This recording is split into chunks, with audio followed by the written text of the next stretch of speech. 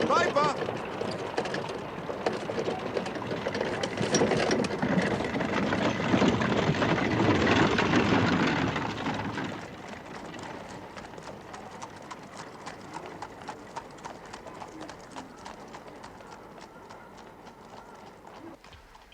Finished. Oh.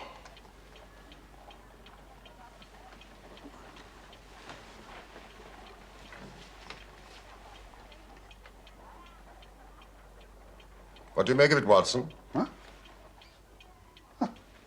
Believe you got eyes on the back of your head, Holmes. Well, I have a well-polished coffee pot in front of me. Mrs. Hudson said it was left last night while we were out. What do you make of it? Ah. Well, his name, at least, we know. I think Dr. Mortimer is a successful, elderly medical man. Well esteemed, since those who know him gave him this mark of their appreciation. Yeah. I think he's a country practitioner, does a good deal of visiting on foot. Friends of CCH. Hmm. I should guess that to be the local hunt. Oh, bravo. Bravo, Watson. You know, I am bound to say you habitually underrate your abilities. Hmm. It may be that you are not yourself luminous, but you are a conductor of light. Some people without possessing genius have a remarkable power for stimulating it. I confess that, my dear fellow, I'm very much in your debt. Thank you. But I am afraid that most of your conclusions were erroneous. H. Surely, hospital. CC suggests Charing Cross. I mean, if so, I would postulate a young man, under 30, amiable, absent-minded, unambitious, and the possessor of a dog. Can I see the stick? What? Oh. Thank you.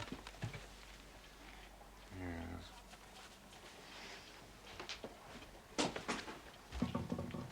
Larger than a terrier. Smaller than a mastiff.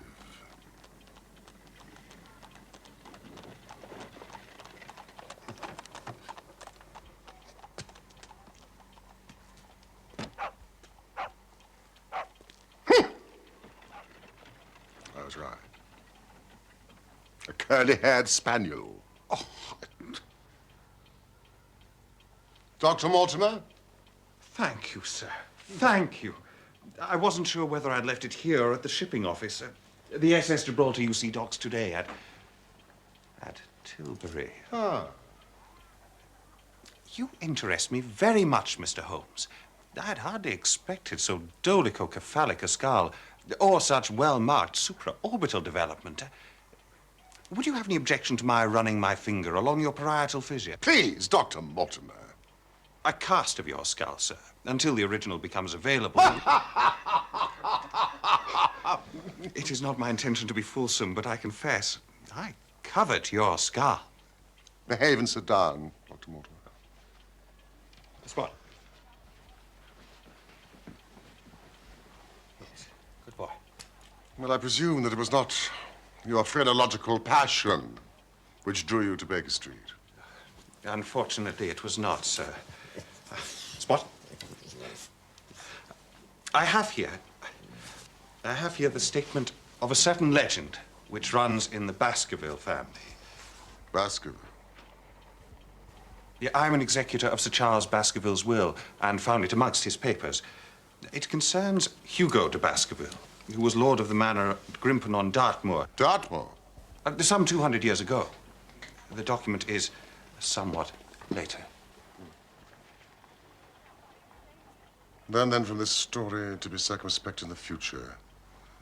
For those foul passions whereby our family have suffered may not be loosed again to our culpable ruin. 8th of November, 1742 is an intriguing preamble. I read of Sir Charles Baskerville's death. From a medical point of view, it was a poorly informed article. No, thank you. He died of dyspnea and cardiac exhaustion. Were the conditions linked or were they parallel? Oh, they were linked, in my opinion. There was some facial distortion. Caused by the cardiac pain, presumably. Yes. You sound doubtful. It was not merely facial distortion. Well, in the year 1692, Hugo de Baskerville abducted a young girl. But she escaped across the moor at night, cursing.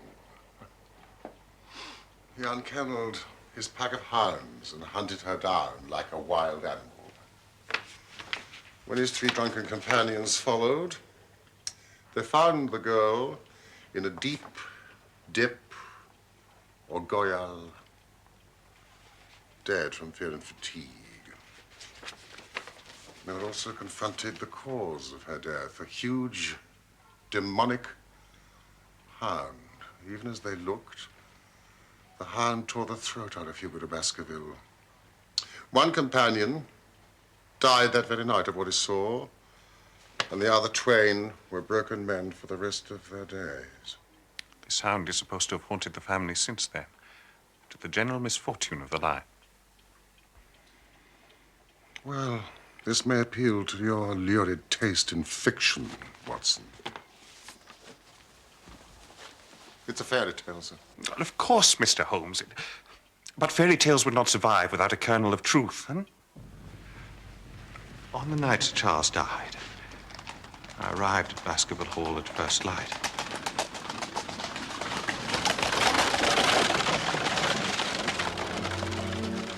I shall tell you what I found. No more or less. Wait, please, sir. I had been concerned about him for some time. He had become obsessed with the legend of the Hound. He's by the summer house. He believed he had heard the hound itself upon the moors. He even believed he had seen it.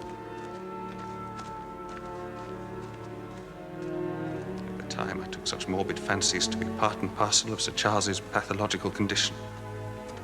And now? I no longer believe that to be the case. There, sir. We didn't like to move him, sir. Once we knew. Yes.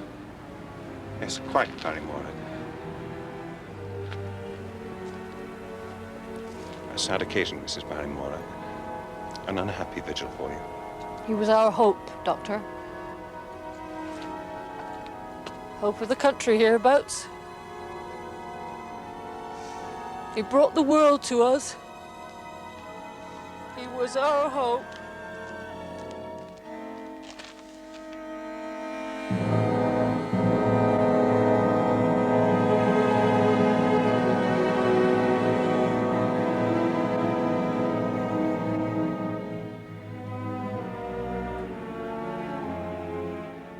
Before Sir Charles ran up the alley, he had evidently stood at the gate for at least 10 minutes. How do you know that? The ash had dropped twice from his cigar, and there were also 3 spent matches. Press me, Dr. Mortimer. Was there anything else? Yes. Footprints? A man or a woman's? Mr. Holmes. They were the footprints of a gigantic hound. Several people have seen a creature upon the moor, a huge creature, ghastly, spectral. I've cross-examined 2 of them, hard-headed countrymen both, and their stories tally. I want you to advise me what I should do with Sir Henry Baskerville. Henry Baskerville has spent his life in America. He has come over on the SS Gibraltar. We'll send them direct to Baskerville. Very good. It's been a pleasure having you aboard, Sir Henry. Sir Henry. I still haven't gotten used to that title. Is there any other claimant upon Sir Charles's estate? None. His youngest brother, Roger, died in Central America of yellow fever some 30 years ago. Northumberland Hotel, Northumberland Avenue. Sir Henry is the last of the Baskervilles.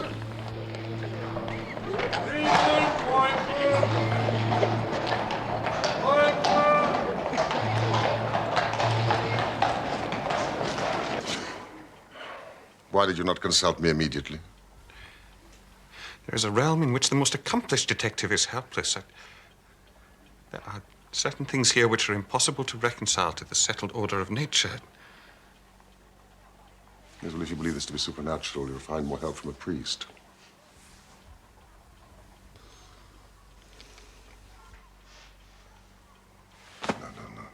No. How can I assist? And I'll have an answer, damn it! He's in a stir, sir. About his boot.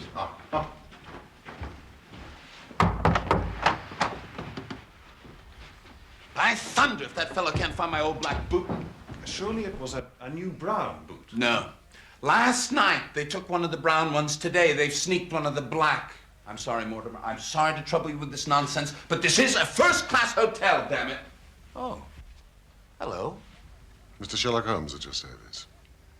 I think it is worth troubling about, as a matter of fact. You do? Why? Because it's inexplicable. Good. That's good.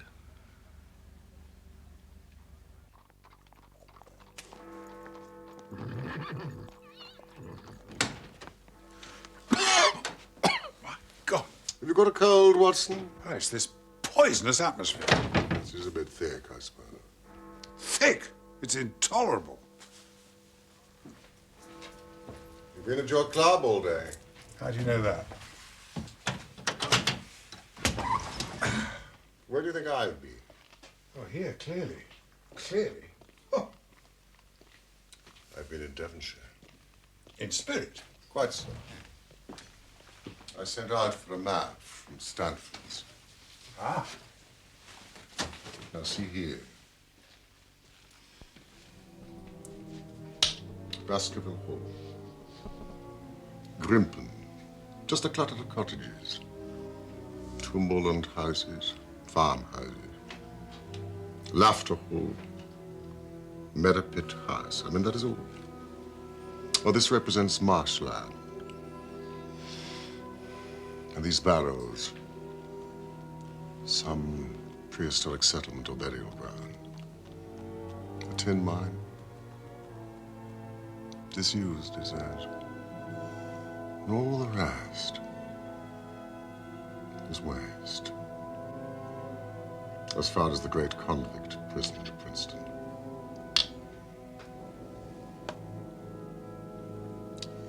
It is a worthy setting if the devil did decide to dabble in the affairs of man.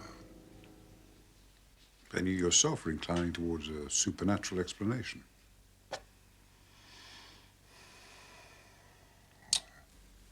You'd better send word to Dr. Mortimer that we breakfast with him tomorrow. It arrived by post this morning.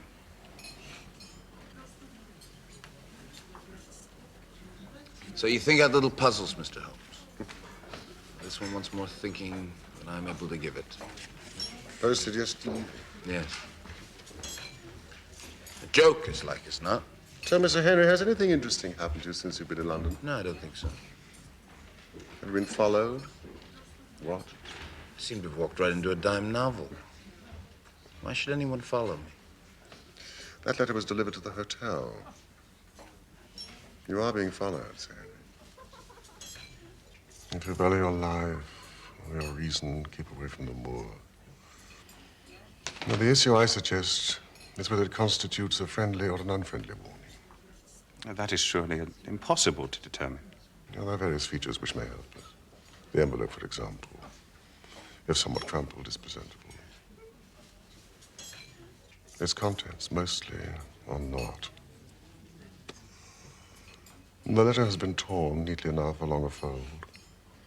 And a leader article in the Times, the Lady Bourgeois print, is unmistakable, has been chosen from which to cut the message.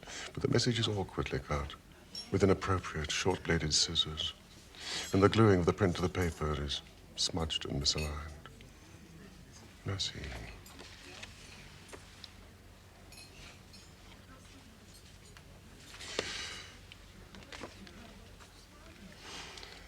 Only half a sheet of paper, and yet the watermark is clear. Huddeston, Quail. You will find that paper in 100 middle-grade hotels, but not, I think, here. A first-class hotel would have paper of a greater weight. The ink is institutional. That also suggests a hotel. Yeah. What can we determine from this? Pocket, flap. I infer that the person who wrote this message is staying at a nearby hotel. He's neat of habit and started the task methodically. But then he began to fear discovery. He rushed it through and put the result into his pocket until such time as he posted it. It is true that fearful people threaten. But my interpretation is that this is a friendly warning, because it seems a risk was incurred in its execution. Bravo, Mr. Holmes. You fulfill your reputation, sir. No mistake. But if you're right and this fellow's afraid, then he's afraid not only for his own skin, but what might happen to me. Quite so. Dr. Mortimer, I think it is time that you explained.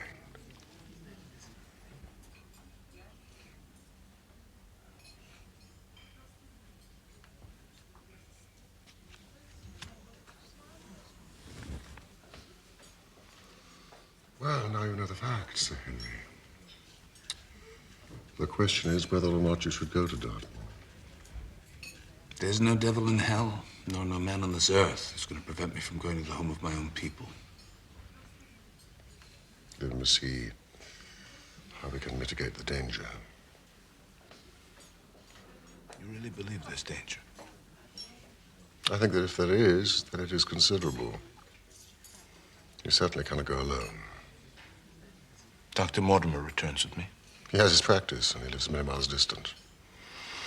You'll come yourself? I have to stay in London, a blackmail case. I recommend my friend Watson.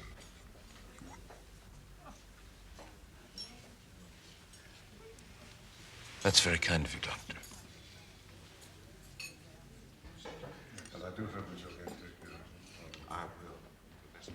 Dr. Mortimer, very, very good luck. Thank you. Take care of it. Yes, of course. But we don't know what exactly.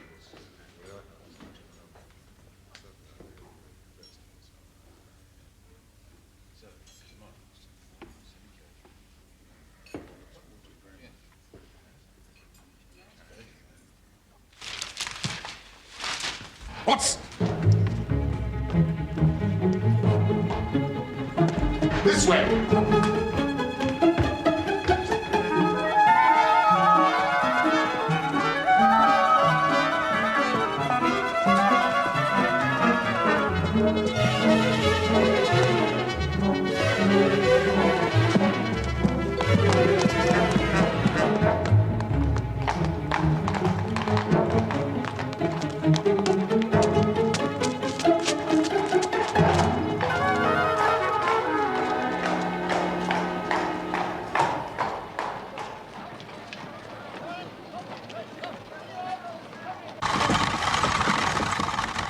Who was that man? I have no idea. Well, how did you know someone had been following Baskerville? How else did they know so immediately where he was staying? At least they will not continue to follow him now.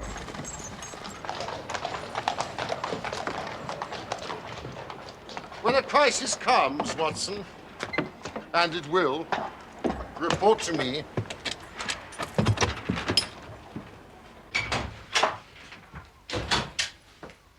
Watson, do you know what the residue of Sir Charles Baskerville's estate was? No, I don't. Less than $1 million. A stake for which a man might play a dangerous game. Such a sum has a definite materiality. And yet, to all things in heaven and earth. We are men of science, Holmes. And yet.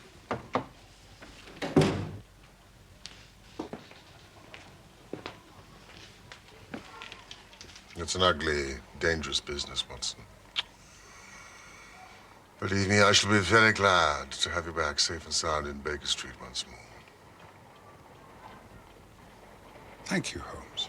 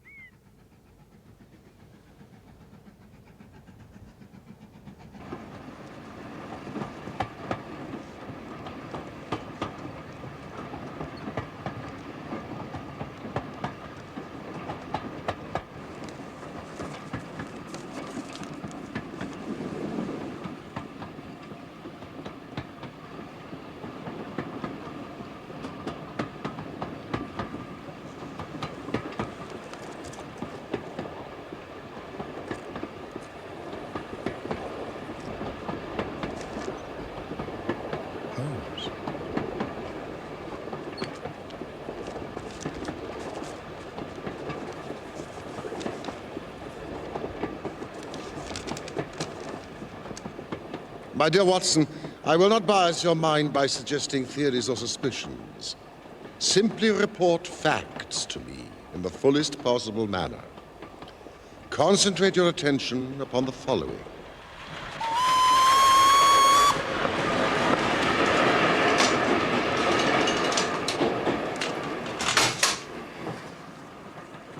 Above all, avoid the moor, when, as the old parchment quaintly put it, the powers of evil are exalted.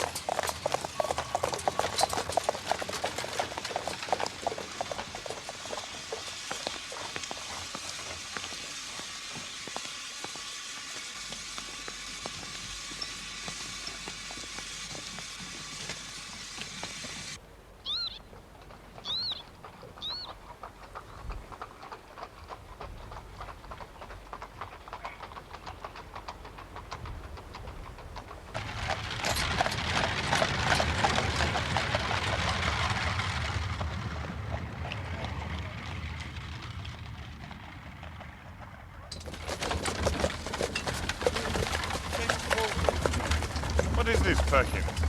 Convict, escaped from Princetown, sir. Out 3 days now. Well, they're watching all over. They ain't seen no sign of him. Farmers don't like it. Who is he? Selden, the Notting Hill murderer. Folk are locking their doors, I can tell you. What'd the man do? He murdered a whole family. With such savagery, they deemed him insane.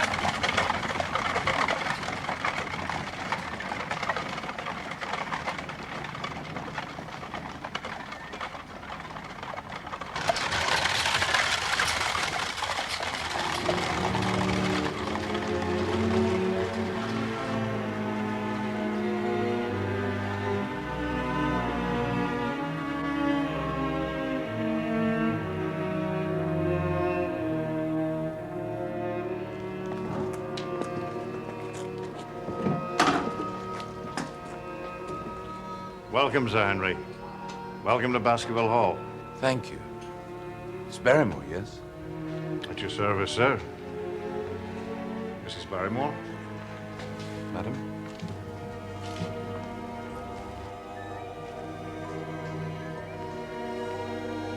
If I can be of service, do not hesitate to send for me, day or night. Of course, thank you. Walk on. This way, Sir Henry.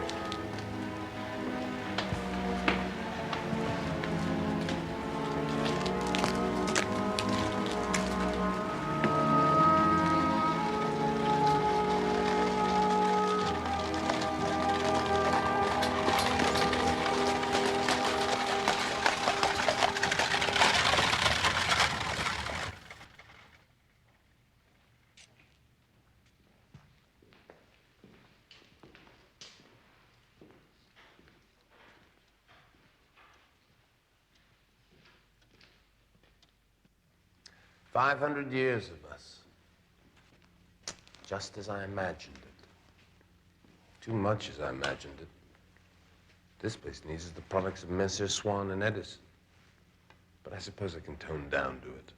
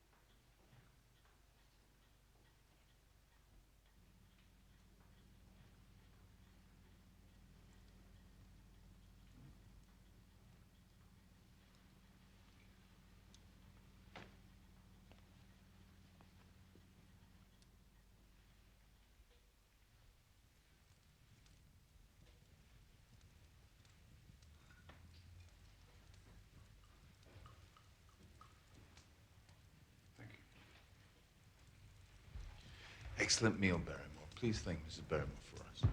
Thank you, sir. Shall be pleased you enjoyed it. Well, Dr. Watson, shall we?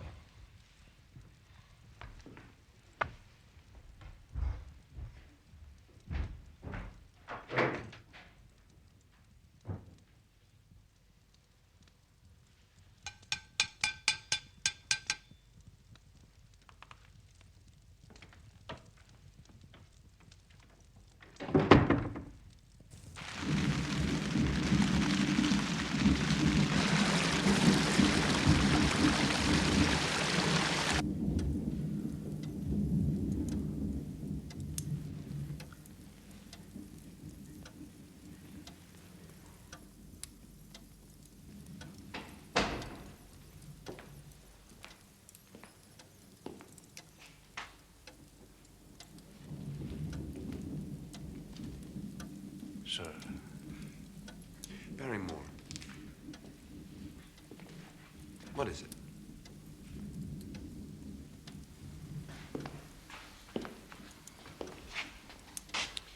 Sir, my wife and I will be happy to stay with you until you've settled in and made your arrangements. But your family's been with us for generations. Sorry to start my life here, breaking an old family connection. Thank you, sir. My wife and I were much attached to Sir Charles, and his death. We feel that nothing can be. We feel we shall never be easy here at the Hall, sir.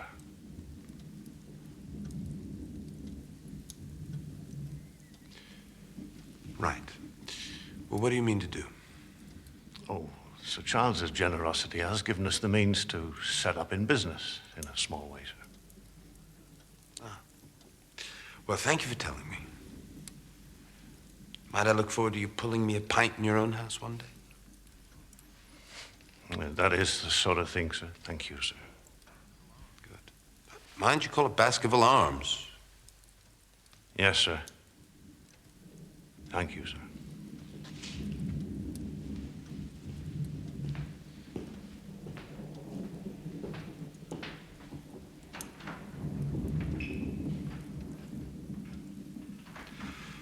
That man is frightened. Yes.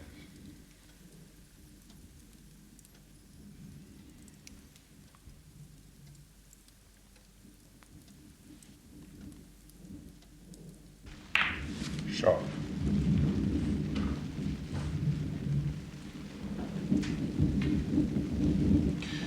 Turning into a rough night. I shall walk over to the post office at Grimpen in the morning. Ah. I'm sorry, but Holmes asked me not to let you leave the house without... Doctor, this shall take care of any dog that I may meet in your absence. even armed. All right. Tomorrow morning she'll find me at home. I'm safe at home, am I? Well, that's what Holmes believes.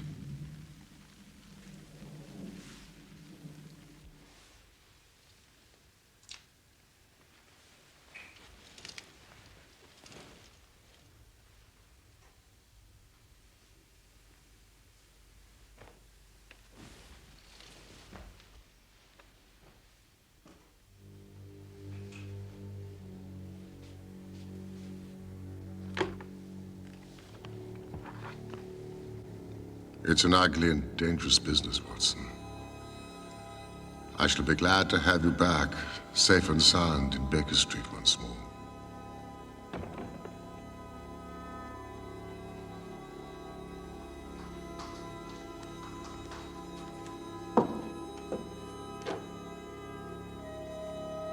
It's a realm in which the most accomplished detective is helpless. There are certain things here which are impossible to reconcile to the settled order of nature.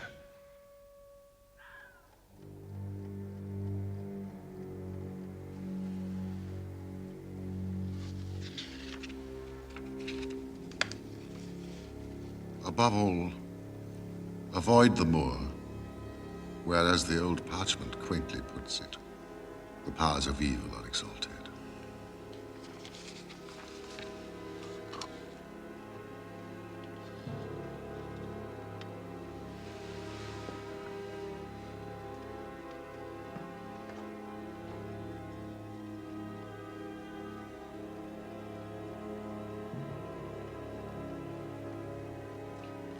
Do you know what the residue of Sir Charles Baskerville's estate was? Close on $1 million. Such a sum has a distinctive materiality about it.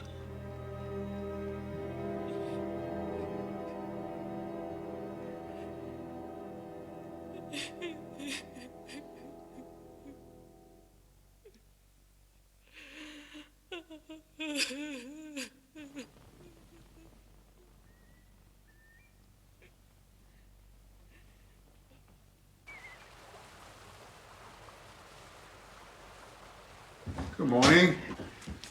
How are you today? Oh, very well, thank you. Here we are.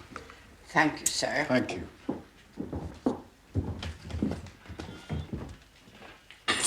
Goodbye. Goodbye, sir.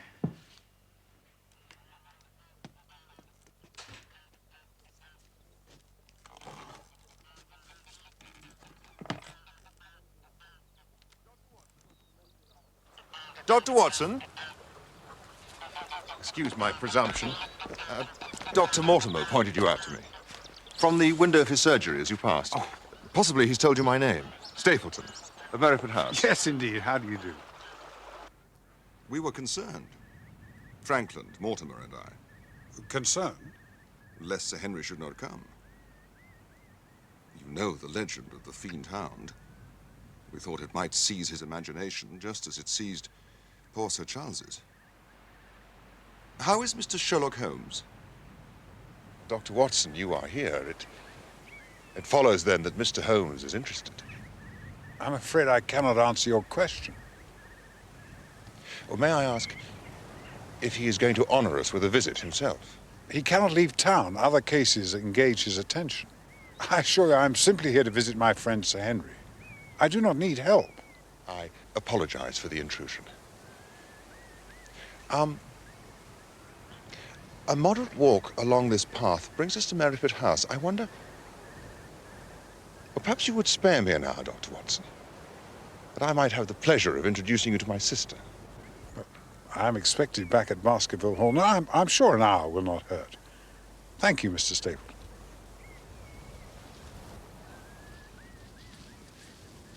It was entomology, was it, that brought you to the moor? Indeed. Although I delight in it for its own sake, it is so vast, so barren, so mysterious. Well, there, for instance. What do you make of that? It would be a rare place for a gallop. That is the great Grimpen Mire. False step there means death, to man or beast. Well, only yesterday I saw one of the moor ponies wander into it. He never came out. I could see his head for quite some time, straining out of the bog hole. It sucked him down at last. Even in the dry season, it is a danger to cross it, but after these recent rains, it is an awful place. And yet, I can find my way to the very heart of it and return alive. Well, why should you wish to visit such a horrible place? You see the low hills there beyond it? They're really islands. The flora there is undisturbed, which means, of course, that rare species can breed there. And one of them, a subspecies, like Canidae, is unique to the place. In fact, I'm credited with its discovery. Really?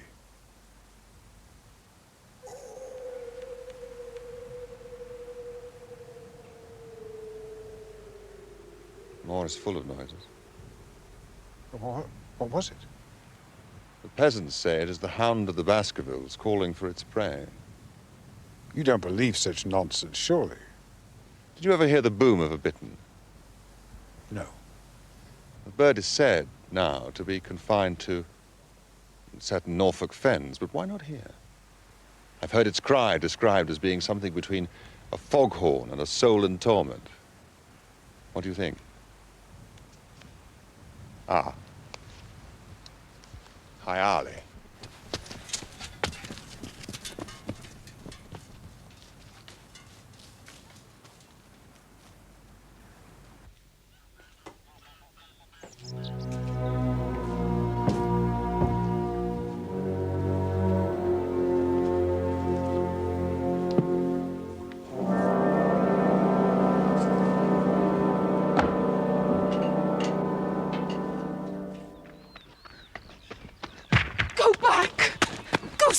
To London instantly. For God's sake, do what I ask. Go back and never set foot on the moor again. Shh! My brother is coming. Miss Stapleton? Get away from this place at all costs. Do you see that orchid? Yes, I do. It's a pity you came so late. Our best orchids are nearly over. Jack! You have introduced yourselves, I see. Yes. I was telling Sir Henry it's a pity he has missed the beauties of the moor. Oh, were I Sir Henry, Miss Stapleton, I'm sure I would not miss your beauty, but I'm afraid I am not. Sir Henry, that is. Merely his friend, my Dr. John Watson at your service. Did you catch your butterfly? No. I only flies like a witch, I'm afraid. Ah, there. Oh, yes. You must forgive and forget my foolish outburst, Dr. Watson. I cannot forget, Miss Stapleton. You must! Sir Henry is my friend. His welfare is a very close concern of mine. Tell me why you are so eager that he should return to London. You know the story of the Hound. I do not believe such nonsense. But I do. If you have any influence with Sir Henry, take him away. I fear that unless you can give me more definite information than this, it would be impossible to get him to move. I cannot say anything definite, for I do not know anything definite. Miss Stapleton, I would ask you one more question. If you meant no more than this when you first spoke to me, why were you so eager that your brother should not overhear what you said? There is nothing to which he or anybody else could object. My brother is very anxious to have the hall inhabited. He thinks it's for the good of the poor folk upon the moor. He would be very angry if he knew I had said anything which might induce Sir Henry to go away.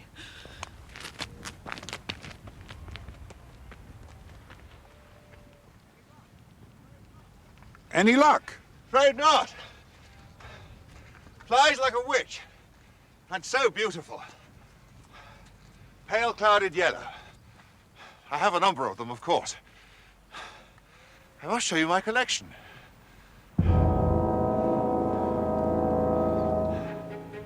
The English Lepidoptera are my field.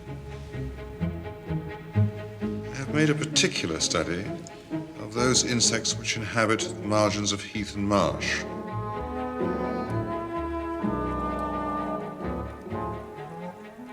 A magnificent collection and the work of a serious scientist. Even the Exotica, I must mention a brilliant creature called Morpho Pelides limpida, was dated and catalogued with the care he applies to his personal field, the British Lichenidae.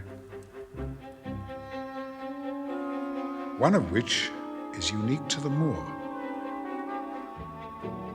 I must also report that the new brown boot has turned up. Barrymore found it amongst Sir Henry's luggage when he unpacked. Miss Stapleton is very handsome, and on Tuesday we are to dine here at Baskerville Hall with all our neighbours. So Sir Henry, who chafes a little at the restrictions you have imposed upon him, will have a chance to judge her beauty for himself.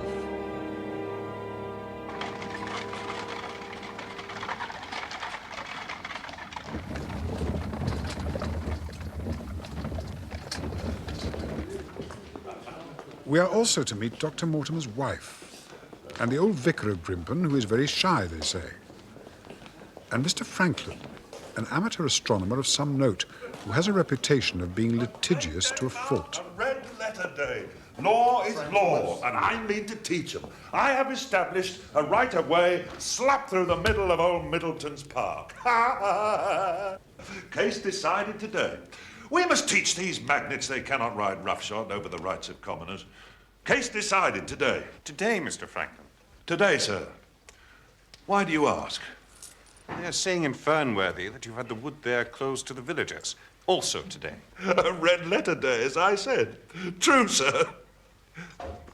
I shall be burnt in effigy tonight in Fernworthy, but I have the case against them. Infernal people seem to think there are no rights of property. They can swarm where they like with their picnic papers and bottles. But why should they complain? No one goes to the wood now. They have to cross the moor to get to it. No one will cross the moor. And why is that, sir? You've surely heard. The Hound walks abroad upon the moor. The Hound of the Baskervilles, Sir Henry. I've heard. Is it a phenomenon you believe in yourself, Mr. Franklin? Ask the vicar. Astronomic and forensic matters are my domain. Demonic matters are his. Is it a hound of hell, vicar? Or what? Yes. An interesting question. Whatever it is that has been seen, it is undoubtedly something.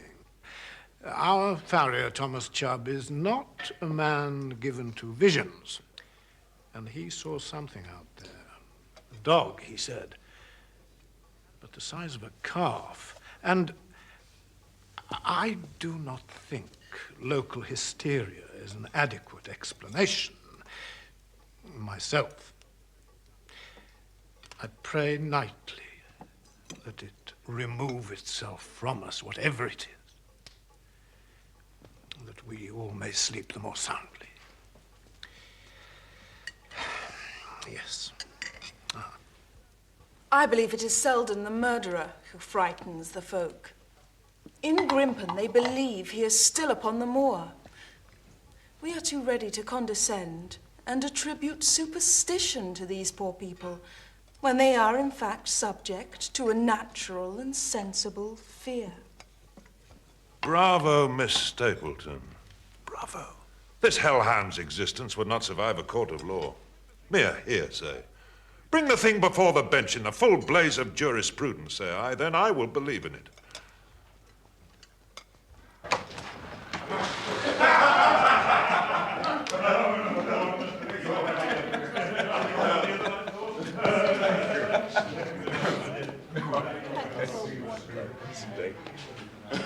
Thank you for a lovely evening. Good night, Doctor. Very nice to see you. Very good to see you.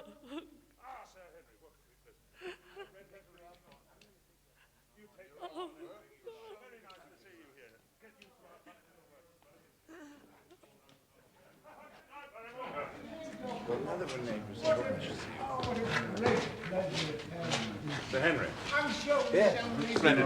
Oh, thank you. Thank you very much. I thought you were not keeping to that. Sir Henry! Yes. My dear fellow, it was wonderful. I must compliment you on that. Claret! Delicious. Absolutely delightful. Certainly now.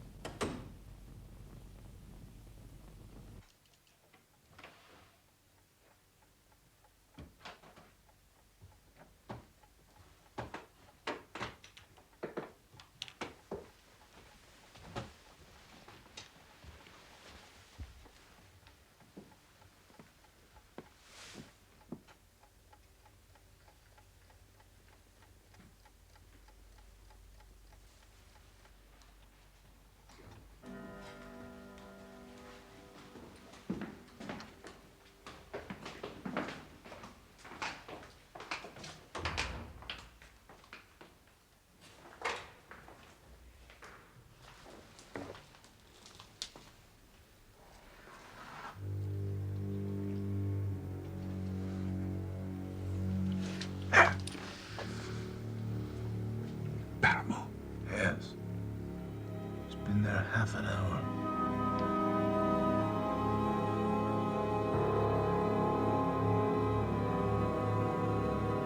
What's he doing? I don't know. Look! Out of the moor.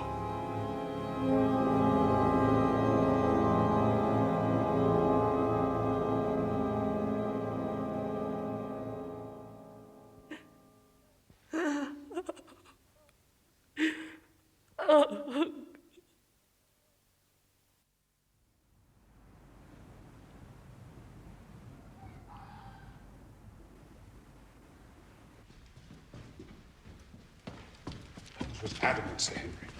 We must not go on to the moor in darkness. When the powers of evil are exalted, Doctor, bogies to frighten children, man. Come on. We have the chance of getting to the bottom of this business tonight.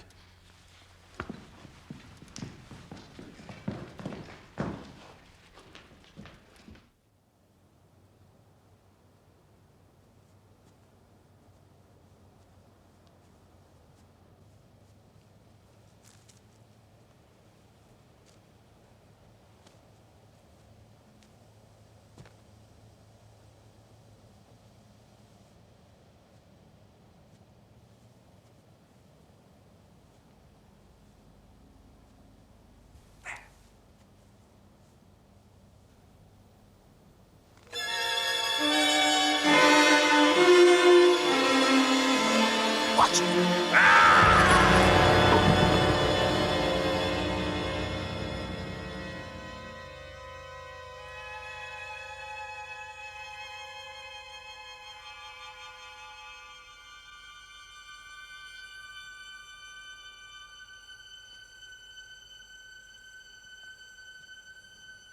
You all right?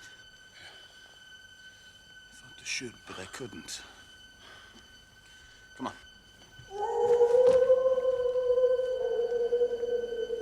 My God.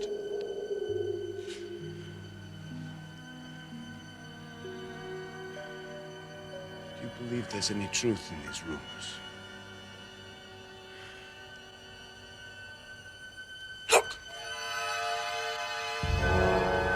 Listen. Barrymore?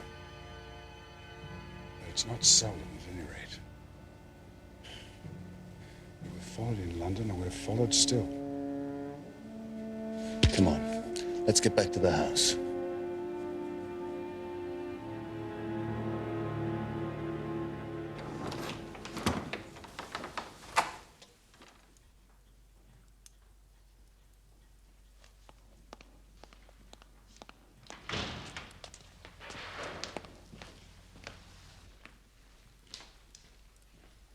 What's this all about, Barrymore? Sir, it may seem that we have betrayed your trust. See! Damn it, Barrymore, you have! Sir, it's no fault of his, sir. He didn't want it, it's me. It's me and mine. The poor creature came to me for help, sir. How could I refuse after what they have done to him? Selden, Mrs. Barrymore, I don't understand. Why should he come to a respectable woman? He's our brother, sir. It's true, sir. He dragged himself here, half-starved. And what would you expect? We fed him. We took food out for him, sir, no more than you would for a dog. We hoped he'd go, but the light has been there, night after night. Is this true, Barrymore? Yes, sir. Have you any conception what this man did, Barrymore? Yes, sir. But he's a broken man. They done surgery, sir, to tame him. He's like a child, sir. Oh, please, sir. Please, Mrs. Barrymore, please. Please get up. This is not dignified, please. By your leave, sir. Arrangements have been made. You'll be out of the country in a few days. I beg you, sir, say nothing to the police.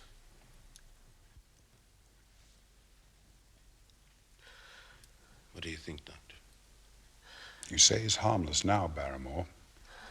Yet he threw a rock at us. As a child might throw stones, sir. The murderer's heart has gone out of him. He's but a frightening baby now, sir. This is an apt description. He will be harmless.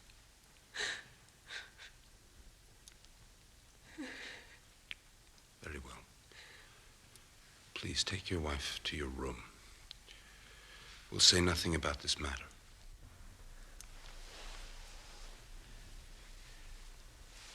Thank you, sir.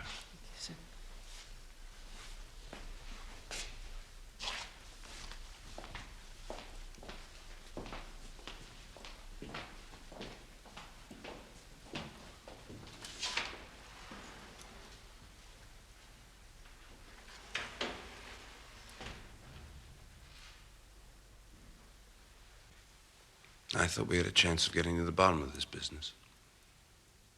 All we seem to have done is compound a felony.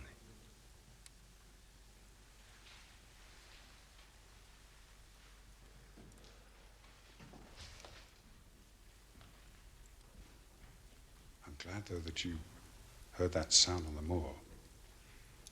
I was beginning to think I'd dreamt it. I was in the territories once. I heard wolves up there. But nothing to freeze the blood like that sound tonight. Are you convinced it's a hound? I am. I would to God Holmes was here. Why does he not come?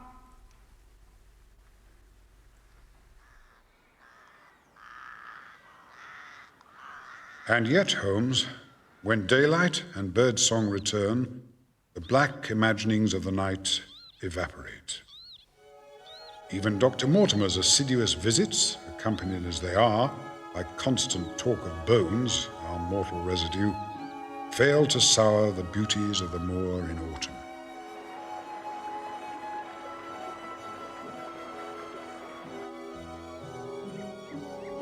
We are, however, still far from the heart of the mystery.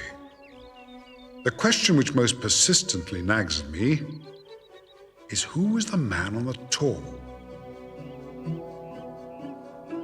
With his identity known, I feel we should have the key to this fatal riddle within our grasp. This is a rather nice piece of cloth. I picked this up in Baltimore, but I never wear it. Meanwhile, I have discovered a streak of amiable tender-heartedness in my host. Oh, this. So guilty did he feel at nearly shooting his servant's murderous brother-in-law that he has given Barrymore many of his excellent American clothes. Determined, as he now is, to play the role of English squire, in dress as in anything else. Much too American. I'm turning over a new leaf. You take it. Thank you kindly, sir.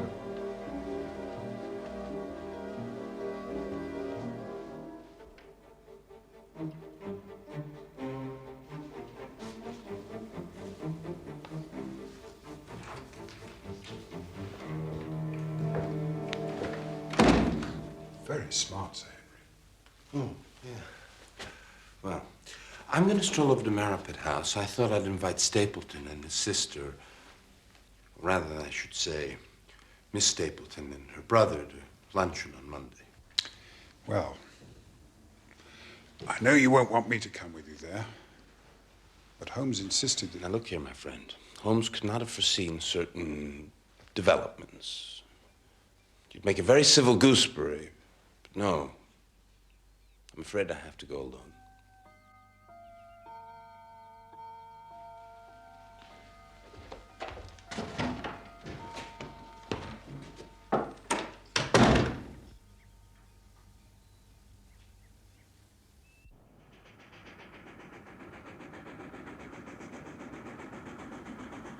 London, next stop.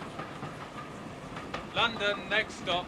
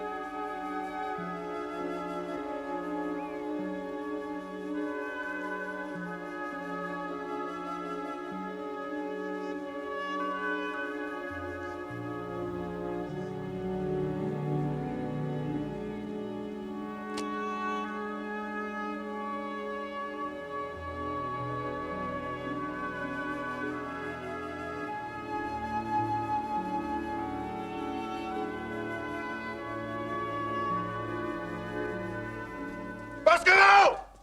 Baskerville! How dare you, sir, make advances to my sister in such a fashion? Jack! I'm sure the lady gave you no reason to presume upon her good intentions. We welcome you into our circle, sir, and you repay the hospitality by forcing your disgusting attentions upon her. No, but I assure you, sir, my intentions Away, are sir! honorable. Away to the hall! Beryl!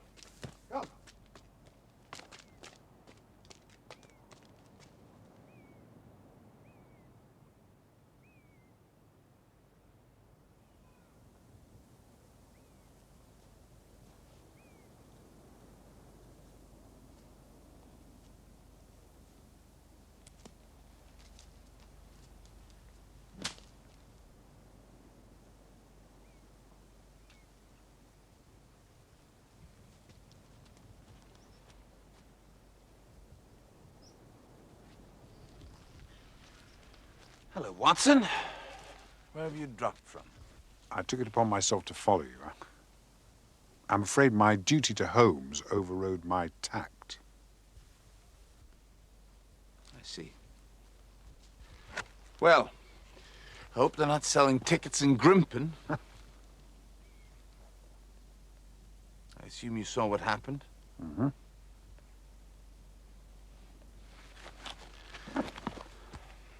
Did he ever strike you as a bit crazy, this brother of hers? Not particularly. Oh, well, he does me. What's he getting so heated about? What objection can he have to me as a brother-in-law? I mean, he can't object to my worldly position, so... It's gotta be me myself. Oh, I don't know. Do you see it? Not at all. No, me. Oh, thanks. He won't let us be together, not for a moment. You must realize... I don't understand. There's a light in her eyes. It speaks louder than words. I know it. I know it in my heart. But he treats me as if I was some mad seducer in an old melodrama. Oh, it's absurd. Perhaps. What? I was just thinking that this business with the Hound and the family curse and so on, if Stapleton partly believes it's true, perhaps he might want his sister not to be... Yes, I know. Just till the business is resolved.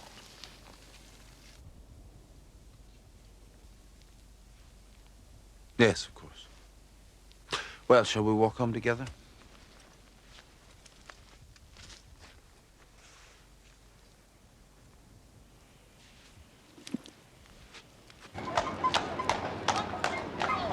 The Royal Observatory, please.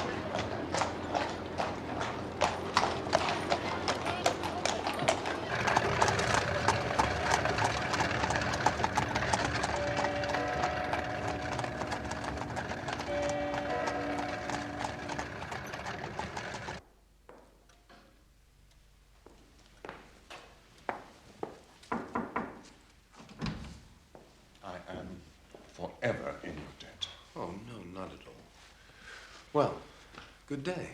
Good day, Sir Henry.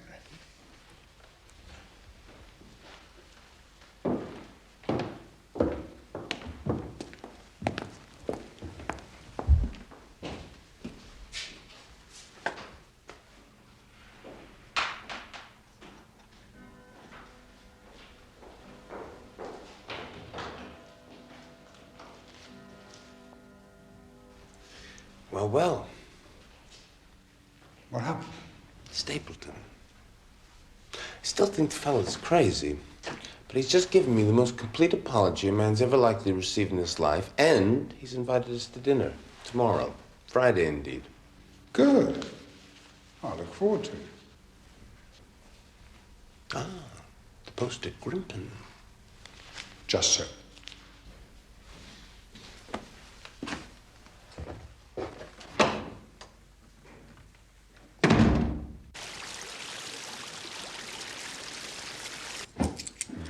Thank you, sir.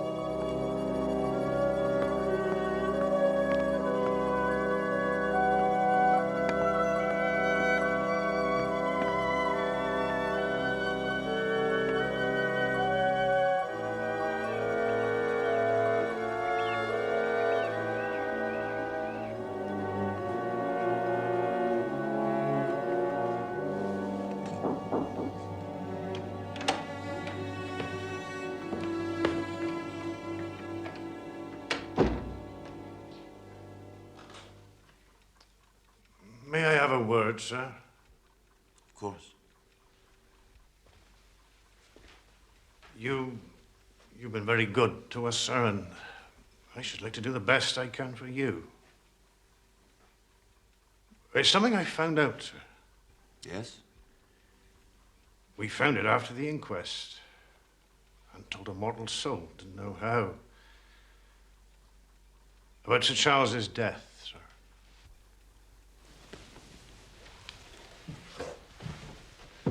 You know how he died? No, sir. Well, what then? I do know why he was at the gate at that hour. Why? To meet a woman, sir. Woman? Are you sure? Oh, yes, sir. What was her name? I can only give you her initials, sir. Yes, it was something my wife found. She was cleaning out this very room, Sir Charles's study, sir, and in the grate there she found this scrap of paper. Oh, 'twas all burnt, but well, it could still be read. from the shine in the writing, if you know what I mean, sir. Of course, I understand. Please go on. Well, she called to me, and I wrote it down. Please, as you are a gentleman, burn this letter and be at the gate by 10 o'clock. Then the initials, LL.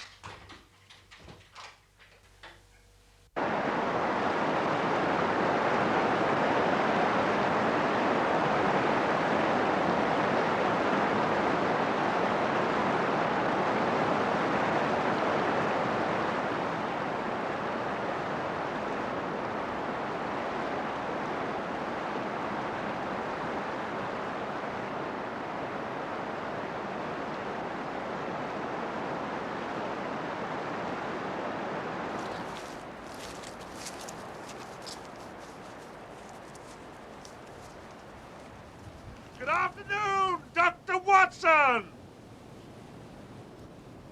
Mr. Franklin? Come along up! I shall order you tea. Thank you. You're here to solve the Baskerville mystery, are you not? Well, I have a telescope. I see things on the moor. Surely you should know about them.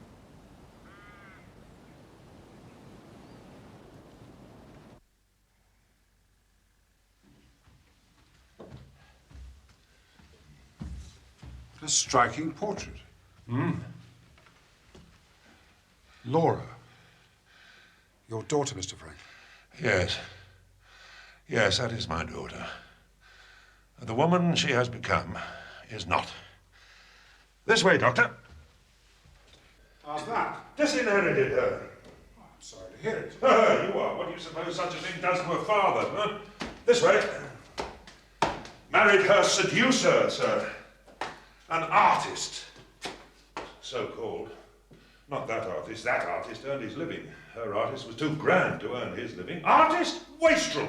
Lyons. Fellow called Lyons. Ever heard of him? No, actually. Laura Lyons. Nobody has. After her money. My money. I was burnt in effigy in Fernworthy last week. You predicted that, I remember. Exactly so, because I know the slackness of authority hereabouts. The case of Franklin v. Regina will bring the matter before the attention of the public. I told the police they would have occasion to regret their treatment of me, and already my words have come true. How so? I could tell them what they are dying to know. But you're not going to. Certainly not. It's a case of poaching. Poaching? Fiddlesticks. The convict, sir. Selden, the mad stabber. You don't mean to say you know where he is? Near enough. It has never occurred to the police that the way to catch the man was to find out where he got his food, and so trace it to him. Barrymore. His food is taken to him by a child. A child? Why not? I have observed the child for more than a week. It is in the nature of children to form perverse allegiances. But surely it's more likely to be the child of a moorland shepherd taking him his lunch. Flocks move. Quick! Dr. Watson, quick. Yes, I see him.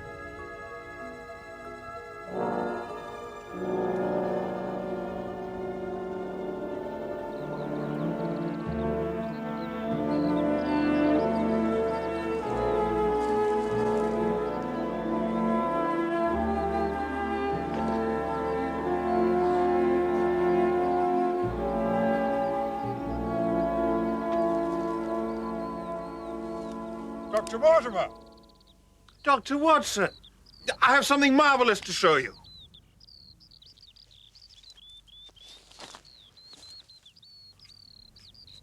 Isn't it beautiful? Splendid. The most complete of its kind I've yet found. I found it myself, what's more. The laborers aren't here today. It is quite beautiful.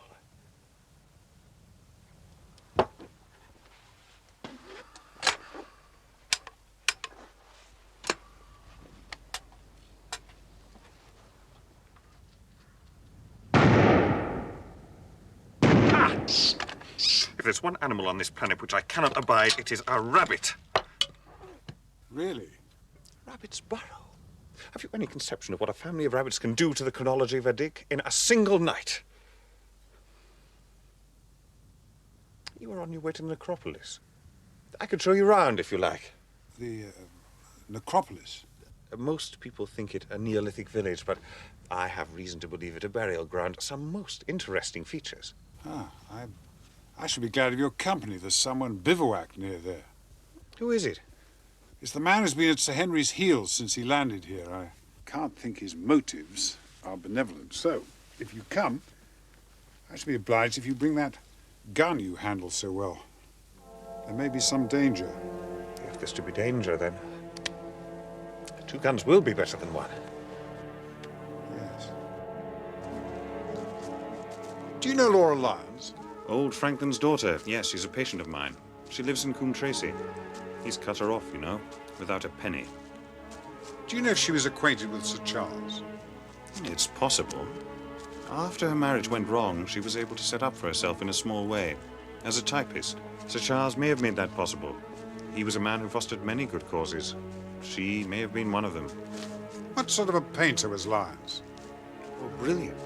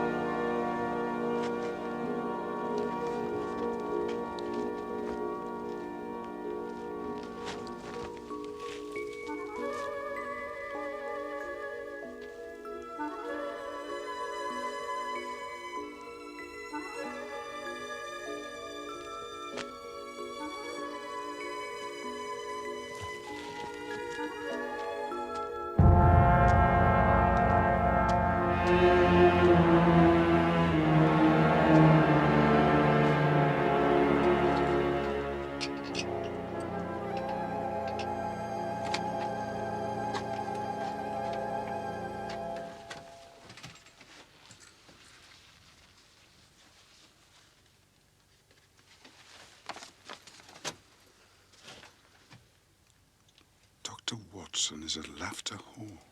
Perhaps it is you who's been dogged by this secret man, and not Sir Henry at all. What do we do? I intend to wait.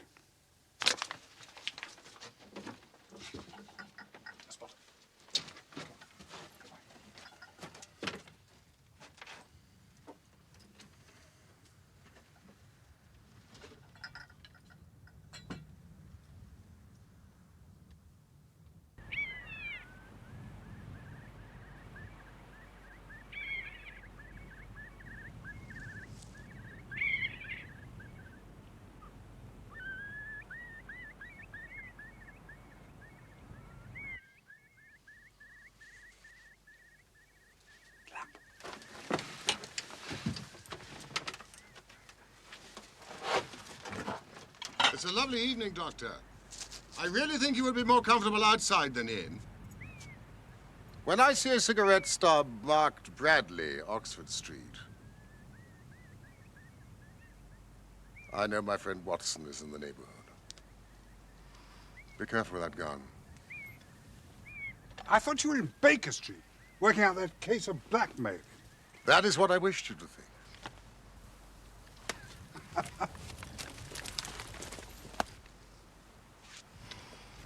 I've deserved better at your hands, Holmes. You use me and do not trust me. Well, my presence would have warned our very formidable opponents and put them on their guard. It was essential that you and Sir Henry believe me to be London all the time and behaved accordingly. Dr. Mortimer. Mr. Holmes. How long have you been in Devon? I fancy you saw me on my second night, when I was foolish enough to show myself against the moon. Huh. And all my reports have been wasted. No. Here they are. And very well thumbed, I assure you. I had to subvert the local post office. Brilliant, my dear fellow. Brilliant. You must, I know, have much to discuss, and I must be getting home. Please, one question, Mr. Holmes. Are you any closer to discovering what, if anything, the Hound is? I am. Does it exist? It does. Thank you, Dr. Mortimer. Mr. Holmes? Good day, Dr. Watson. Thank you for your help. Now let me see what meager refreshment I can provide.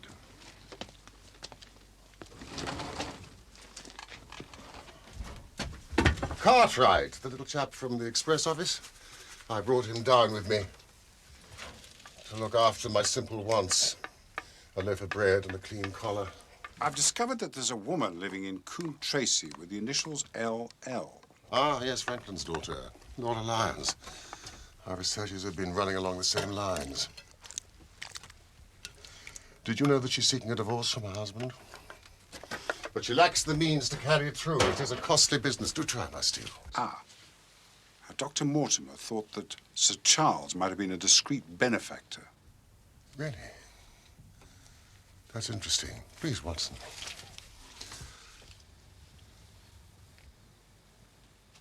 It's quite disgusting, Holmes.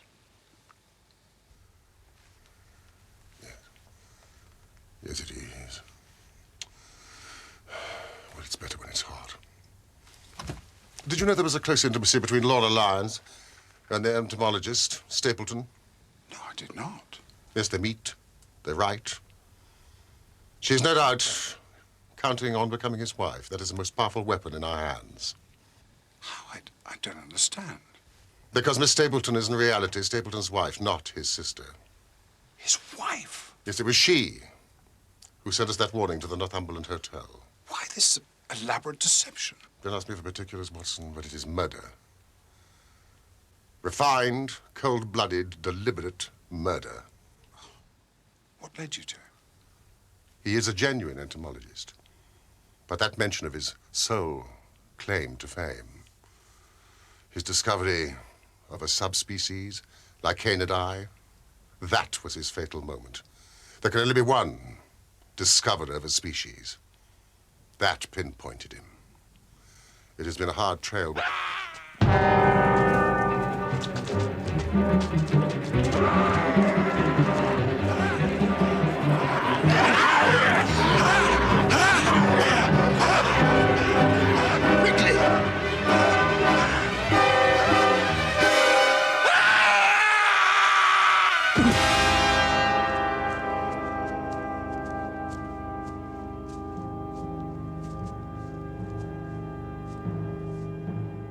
It's Sir Henry.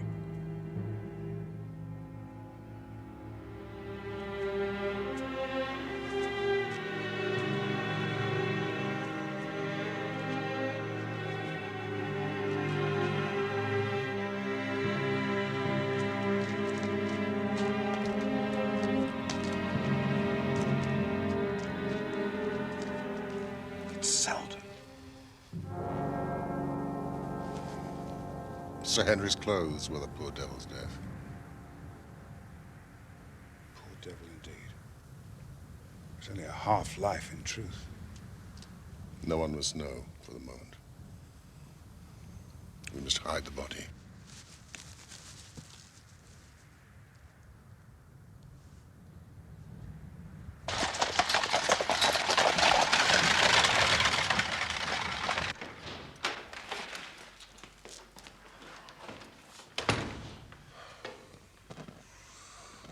Sir Henry must know nothing of hearing the Hound. He'll have a better nerve for the ordeal he must undergo tomorrow. So, this is Baskerville Hall.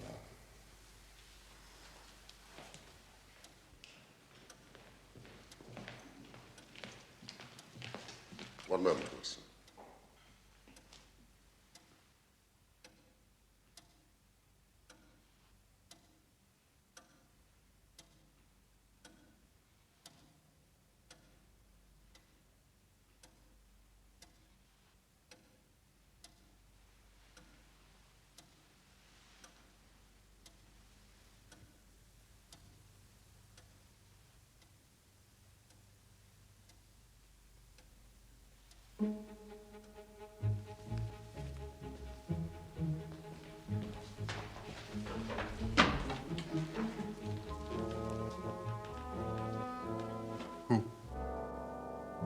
It's Stapleton.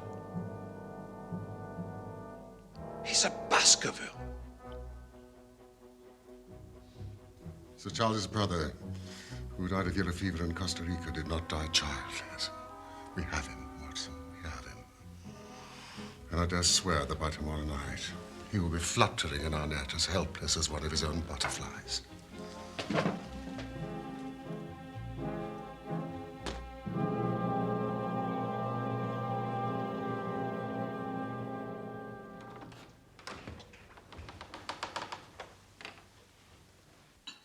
I fear that Watson and I must go to London. London? I think we will be more useful there at this present juncture.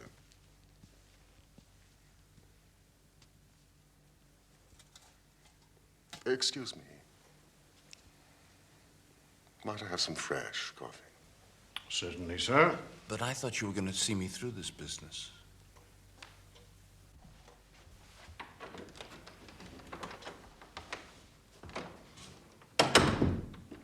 Trust me, my dear fellow. I do. Tell Stapleton that I would have been happy to come with you, but that urgent business required me to be in town.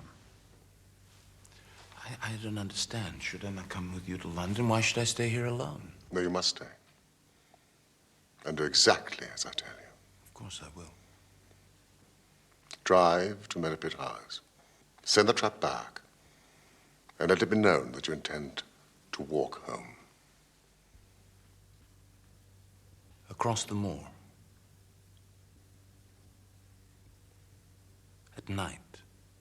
If I had not every confidence in your nerve and courage, I would not suggest it. It is essential that you do this. Then I will do just what you say. Take the path. Exactly on the path. From Merripit House to the Grimpen Road. It is your natural way home. And when do you intend to leave? Immediately after breakfast. Thank you very much. Sir.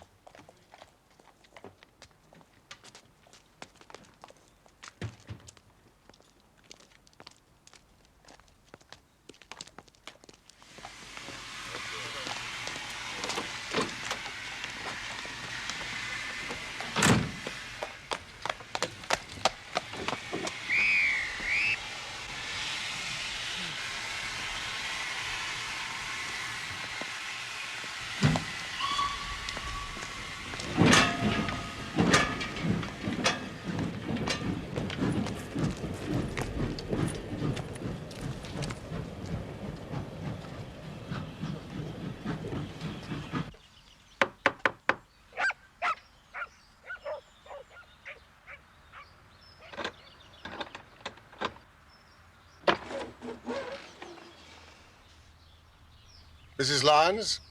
Yes? So, you admit that you asked Sir Charles to meet you at the gate at 10 o'clock, But you say that you did not keep the appointment. I did not. You do realize that was the very hour of his death. Is that an accusation, sir? I'm only asking if you can forge a connection between the two events. There is no connection. Mrs. Lyons, we believe this to be a case of murder. And the evidence may implicate not only your friend, Mr. Stapleton, but his wife as well. His wife? Mrs. Lyons, the person who has passed for his sister is really his wife. His wife?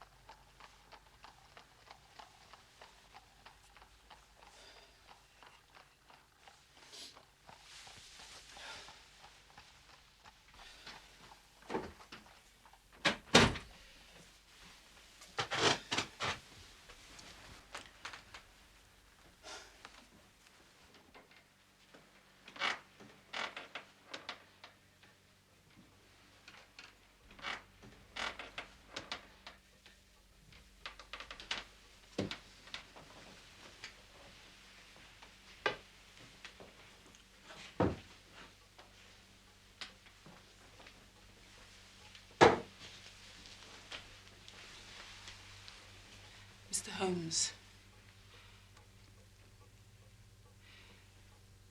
Mr. Stapleton offered me marriage on condition I could obtain a divorce from my husband. He told me he... Oh, he has lied. He has lied and lied and lied. Why should I preserve faith with him who never kept any with me?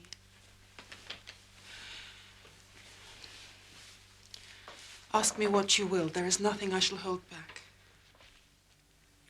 You have said Sir Charles helped you to set yourself up as a professional typist. Presumably that was after your husband deserted you. Yes. Sir Charles knew my father would not help me.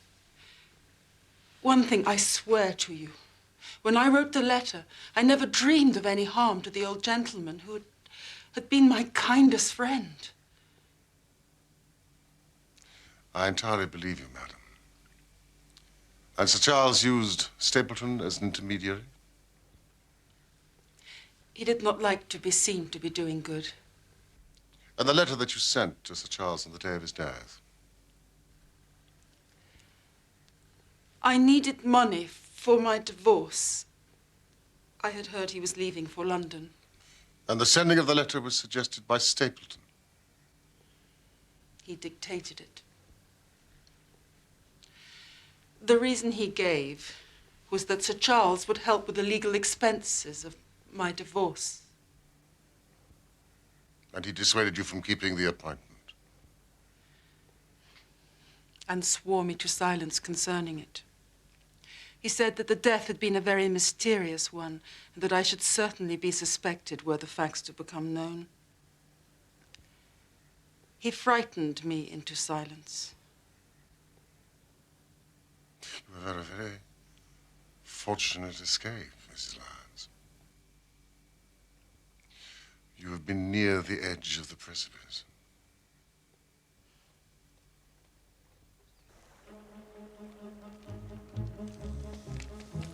Students of criminology will remember the incidents in Grodno in Little Russia in the year 66. And of course there are the Anderson murders in North Carolina. But this case possesses features which are entirely its own. Dr. Watson tells me that you handle a gun. I am fairly proficient. Well, it was you who first brought this case to our attention. It is only right that you be with us at the climax. Thank you.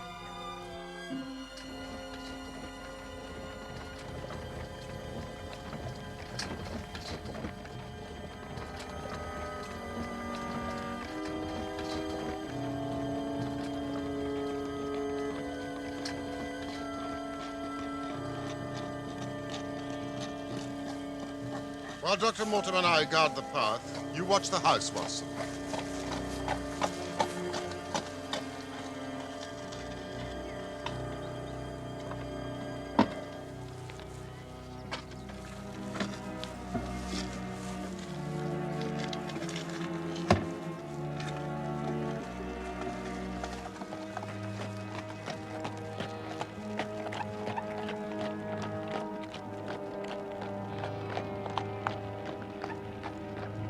I don't like it.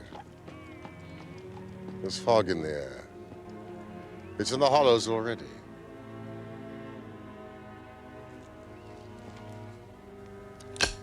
Be careful, Watson.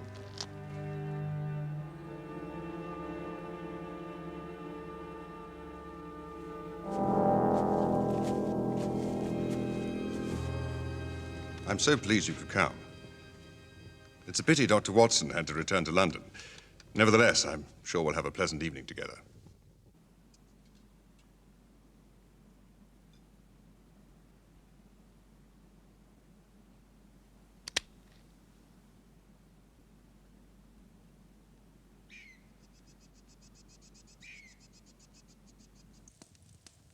If you'd excuse me for a moment, Sir Henry. I shan't be long.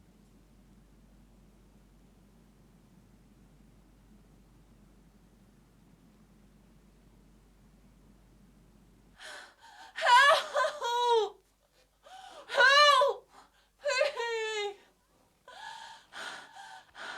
Howie!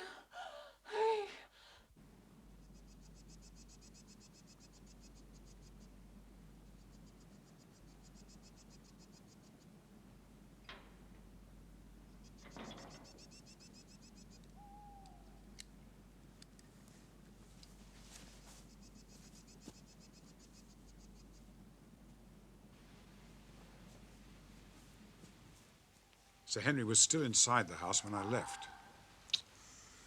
It's getting late. You say Beryl Stapleton was not there? No. I cannot think where she might be. And there were only 2 places laid for dinner. The fog is getting thicker all the time. Courage, Sir Henry. Brave it.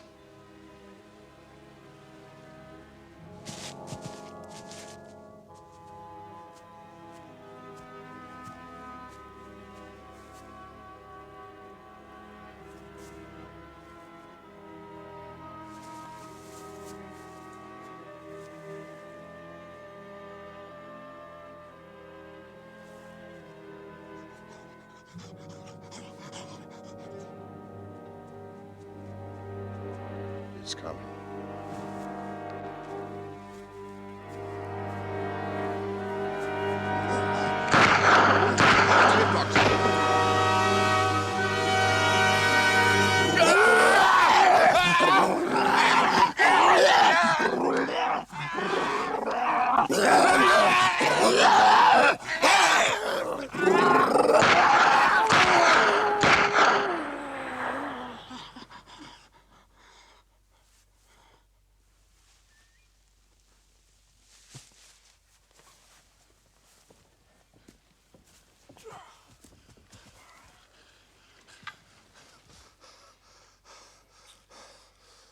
You're a brave man. Doctor. It's all right, Saint. It's all right. The Hound got past us.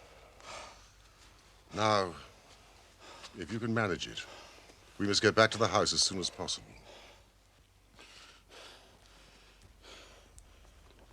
Phosphorus?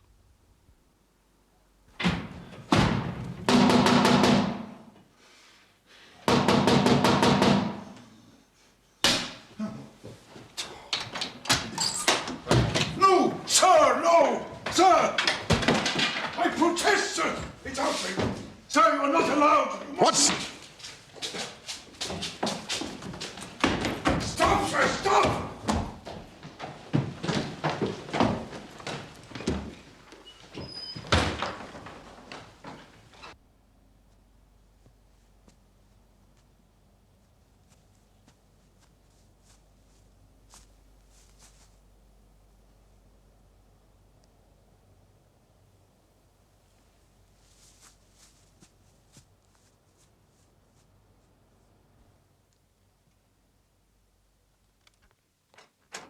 door's locked.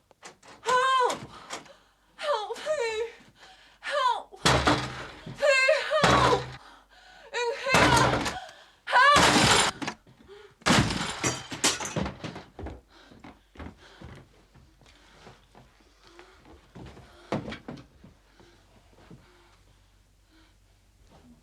She's badly hurt.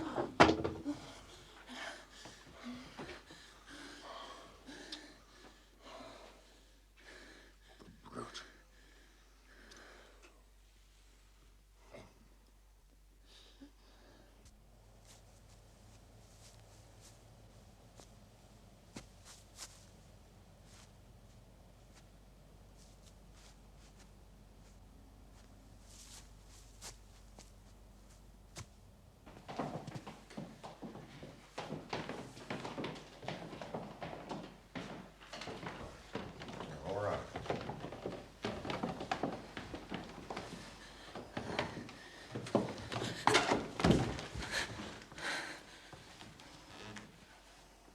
I thought this man loved me. He loves nothing. Where is he? The police have... He escaped. He will go to his island in the mire.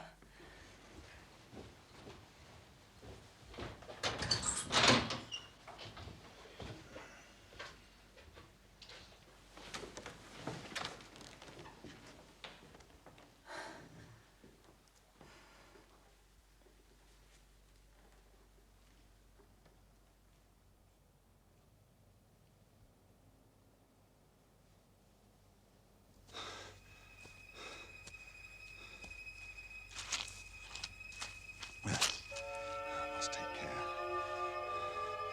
Great care. No.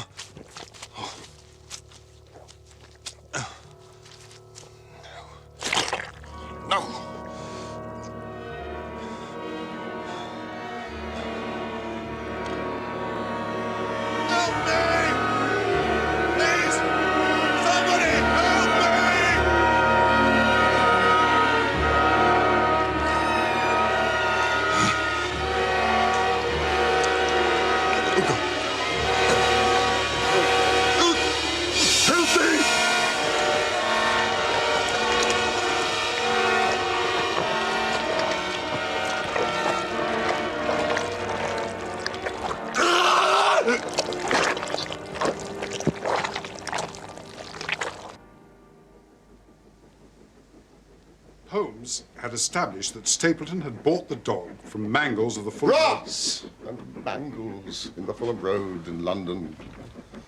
Ross and Mangles of the Fulham Road, London. He took it on the North Devon line and walked a great distance over the moor to his home. As we know, he eventually kennelled it at the heart of the Grimpen Mire.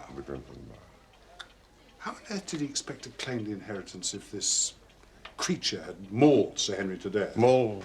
Very good word, Watson. Through intermediaries, Beryl Stapleton said that he intended to return to Central America and conduct his claim upon the estate from the depths of Costa Rica. Having established his identity as a Baskerville through the British authorities there. Of course, he had no interest in the estate. He simply wanted the money. What about the boot? He stole the boot, presumably, to have an article of Sir Henry's clothes, to set the Hound on him. That is why the new boot would not do. Sir Henry had not worn it. Watson, we are late. I have tickets for the Huguenot at Covent Garden. A little dinner at Massini's on the way. Wonderful, Holmes. Piper! Who wants an evening piper?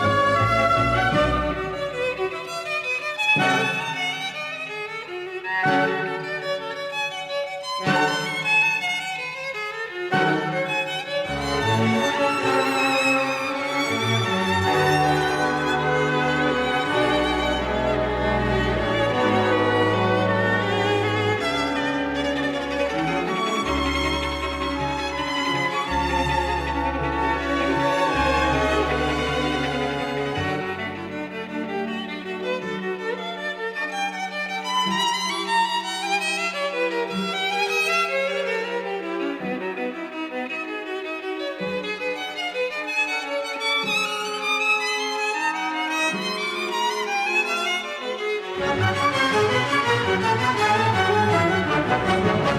you.